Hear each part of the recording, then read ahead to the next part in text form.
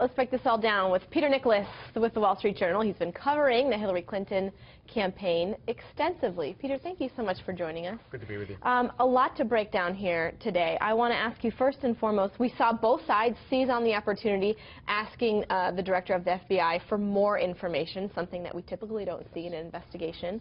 That being said, how does the next 10 days look for both of these campaigns as they try to get more information? Well, this is the last thing that Hillary Clinton wanted to be talking about. In July, FBI Director Comey had said this investigation was closed. That was a welcome development for her. She wants to stay on message, try to make a positive case for her candidacy, and if possible, build some sort of a mandate that if she wins, she can exploit and use to govern after the election. So now we have emails injected back into the discussion. We have Anthony Weiner and his sexting scandal that has been reintroduced.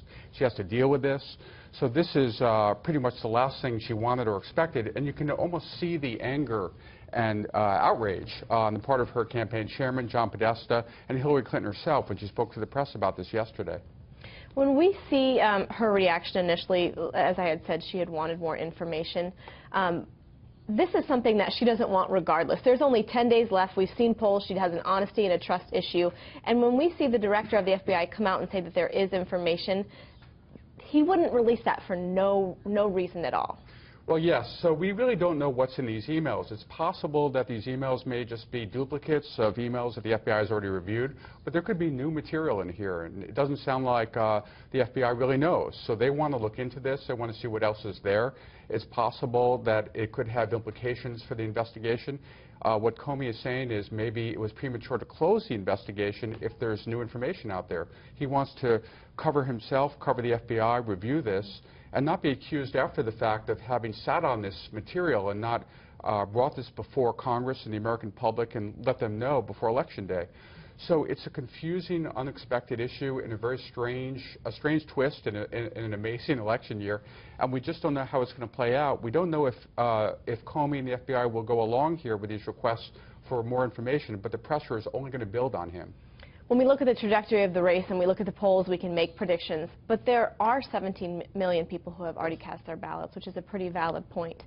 With all those undecided voters going forward, what does this mean for them? Well, there's a couple of theories there. So one possibility is this is already baked into the cake. The email issue has been thoroughly discussed and litigated. So they're fatigued?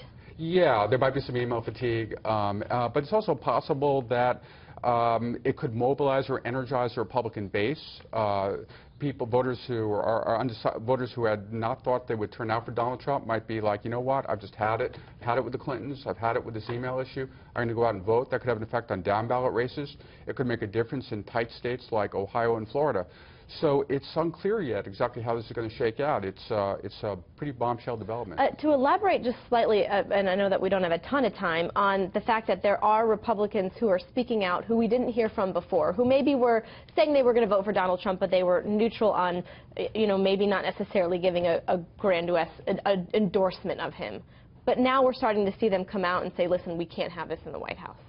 Right. Well, this reminds voters of some things that they disliked during the Clinton era, that a penchant for secrecy, perhaps, or unwillingness to share information, notions of entitlement. And so this resurrects some of those issues, and as I said, it might energize Republican voters, and it could make a difference at the margins in some swing states.